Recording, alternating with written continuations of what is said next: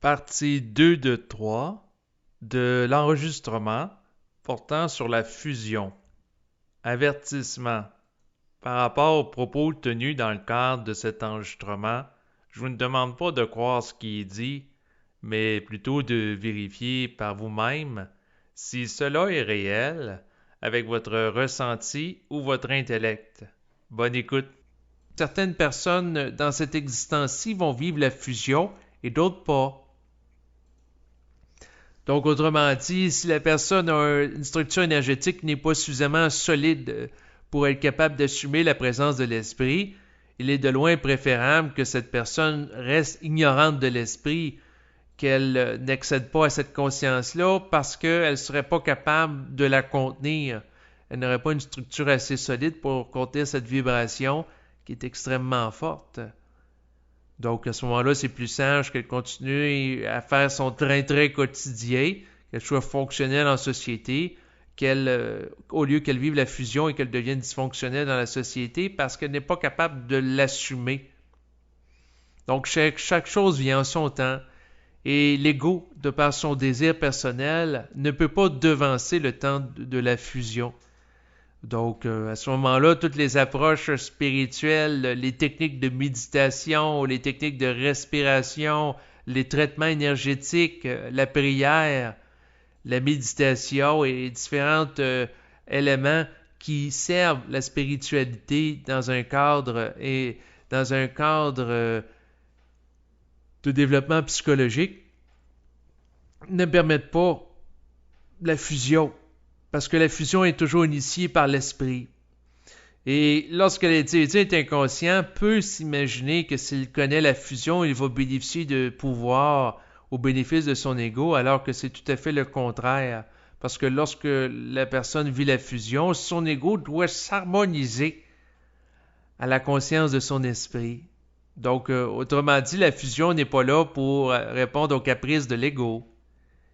Ce qui fait en sorte que lorsque l'individu est inconscient, il peut envier ceux qui vivent la fusion, mais lorsqu'il commence à vivre la fusion, il peut ne pas aimer ça et regretter d'avoir envié ceux qui connaissent la fusion.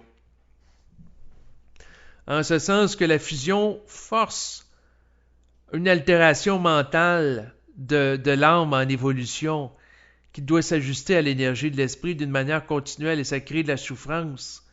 Parce que l'âme qui est habituée, par exemple, de réfléchir, lorsqu'elle est en présence avec l'esprit, doit apprendre à communiquer avec lui, à savoir d'une manière instantanée. Bien entendu, les gens veulent avoir accès à l'intelligence, au savoir. Par contre, souvent, ce qui arrive, c'est qu'ils ne veulent pas passer à travers le cheminement qui permet de développer ça. Un peu comme ça peut être le cas, par exemple, par rapport aux gens qui désirent d'être en forme physiquement, d'avoir une belle musculation, comme ceux qui s'entraînent.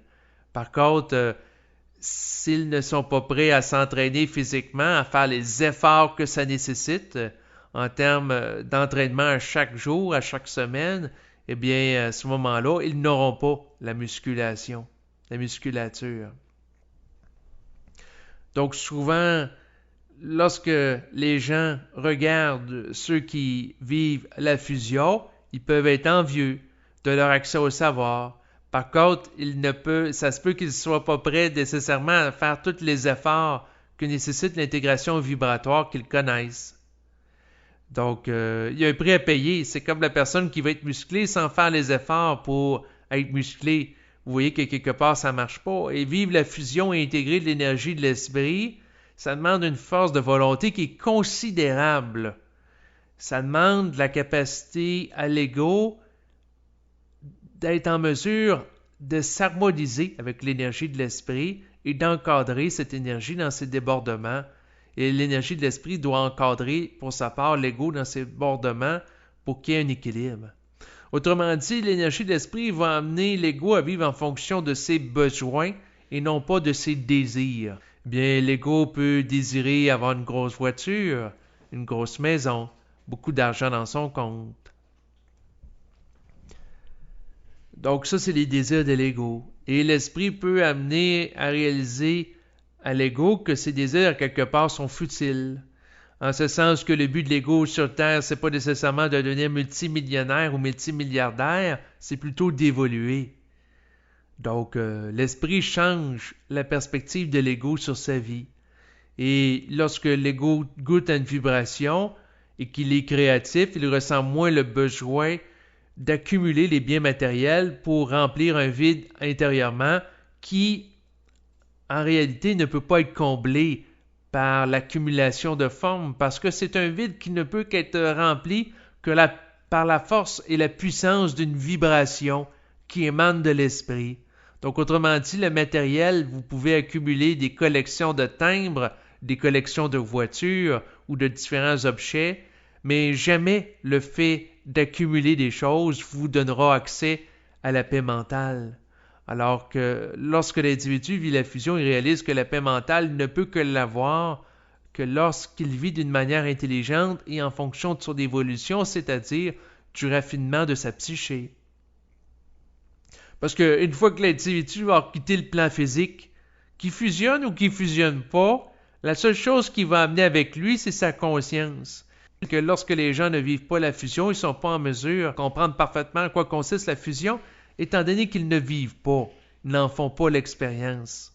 Et ne sont pas également branchés sur l'esprit qui peut leur expliquer en quoi ça consiste. Donc, ils sont ignorants, donc ils peuvent s'imaginer plein de choses concernant la fusion.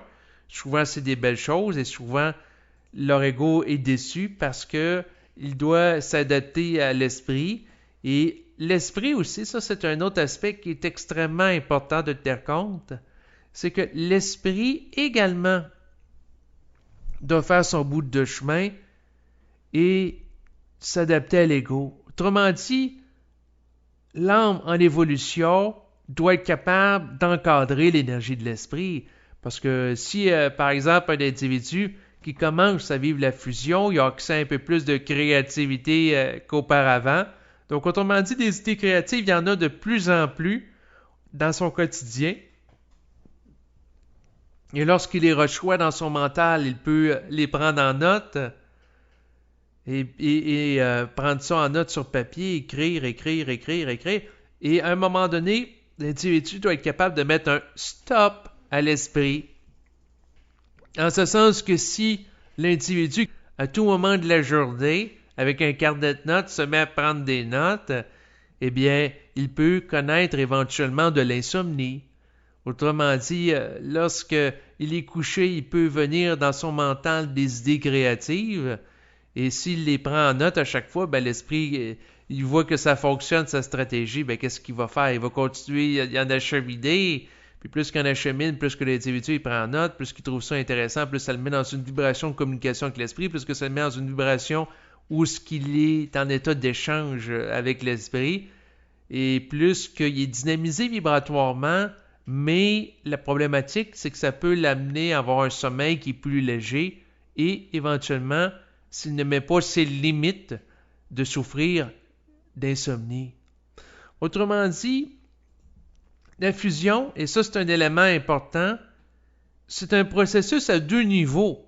C'est-à-dire que l'ego doit s'ajuster à l'esprit et également l'esprit doit s'ajuster à l'ego en évolution.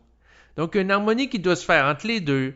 Autrement dit, en début de fusion, parfois, il y a des gens qui vont mettre leur esprit sur un piédestal. Ils vont s'imaginer que l'esprit est amour, l'esprit est lumière, l'esprit est bienveillant pour eux, l'esprit est là pour répondre à toutes ses attentes, à tous ses désirs. Tôt ou tard, il va être obligé de connaître et reconnaître la vraie nature de son esprit.